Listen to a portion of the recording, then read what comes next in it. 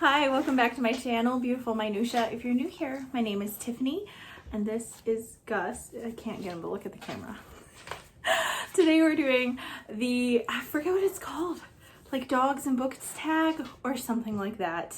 And I was tagged by the lovely Dia from Novel Idea and her puppy, Poppy Seed. And so we thought that Gus and I would do it. We're gonna try to have him in here with me. But if you hear weird noises, he is a very noisy dog. He is a pit bull, if you couldn't tell from the beginning, and I'll put some pictures up of him so you can see, because the first question is to tell us about your dog. So Gus is 8.5, and we got him when our daughter was a little over a year old, and he was just a little puppy.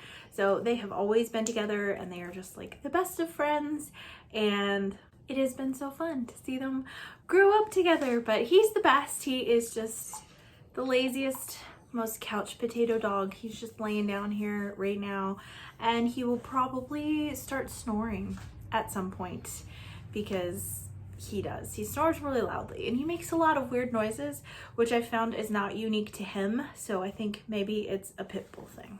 Question number 2 is, what would your dog's favorite book be? And my daughter and I were talking about this, and we're like, something really like chill or cozy. So we were thinking, because he's just like is so chill and just likes to be with his people and just likes to sleep all the time, and he's been doing that ever since he was a puppy. Actually, even as a puppy, he would sleep a lot more than regular puppies. So we decided the book that we would choose is Dr. Seuss's Sleep Book. This is like one of my favorite Dr. Seuss books anyway. I just love this book. If you haven't read it, I feel like it's a very underrated and lesser known Dr. Seuss book, but the whole book is just about different animals or creatures getting ready for bed and what their bedtime routines are. And it's actually like my favorite book to read to my daughter as a bedtime story, which she's almost 10. So it's been a while since I've read this to her as a bedtime story, but it's one of my favorite bedtime story books, and it always makes me yawn and sleepy reading it. The Power of Suggestion. Question number 3 is to use the first letters in book titles to spell your dog's name. It's actually pretty easy because his name is so short, G-U-S. So for G, I'm going with Goose Girl by Shannon Hale. U, I'm going with Under the Greenwood Tree by Thomas Hardy.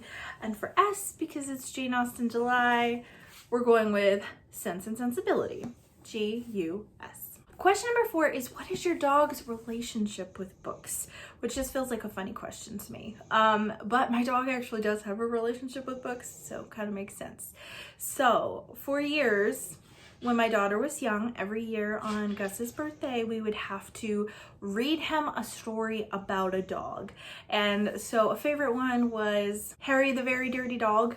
And then as my daughter started reading, she would read aloud to him when she was learning to read aloud and stuff. And so that was just really sweet and fun to watch. And he's always snuggling with my daughter when she's reading or when she's doing school, and he just likes to be near his people. And when we're just chilling and reading, he's usually like right at our feet or right up against us. Question number 5 is, find a book on your shelves with a dog on the cover. And the first book that came to mind is a book that we really love, and it's Ginger Pie by Eleanor Estes. I haven't really heard anyone talk about this book, to be honest.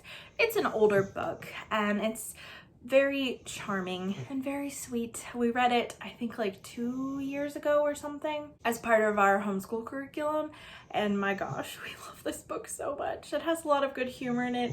It's got a very smart dog. It's all about the process of the Pie family adopting this dog, and Jerry, the brother, he just works really hard and earns money so he can finally buy himself a dog, and they end up naming the dog Ginger. And there's like a whole scene where they decide to name him that, and they're like kind of like gingerbread, but it's ginger pie.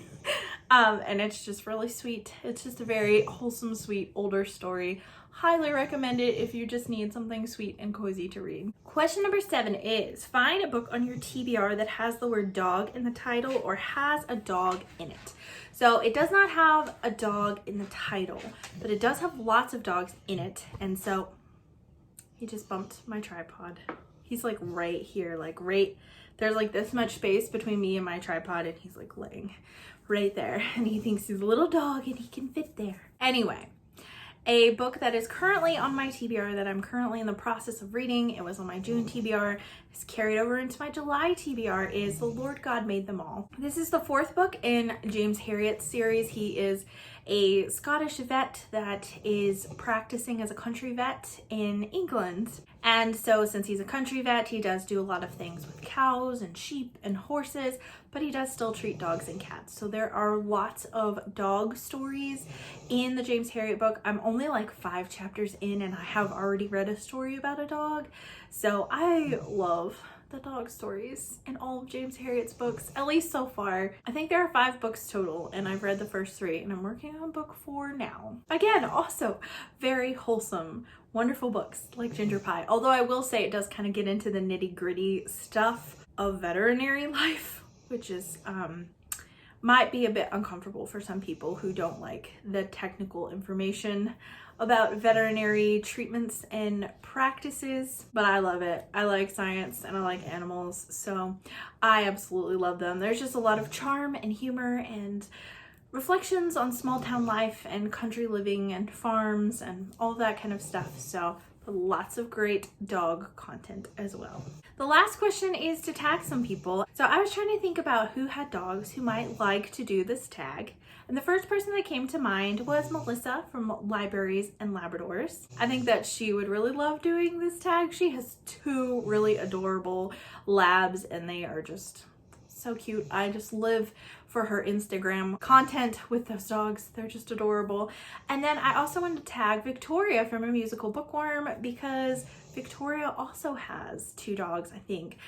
So those are 2 people that have dogs that I think might enjoy doing this tag and talking about their dogs and sharing a couple of books as well. This has been a very, very short tag, but I've really enjoyed doing it. If you have a dog and you would like to do this tag, please do it. Or you can just answer the questions in the comments below. I'd love to hear about your dog. Thank you so much for watching. If you like this video, please hit like and also subscribe so you can continue to see more bookish content from me. And I will see you again next time.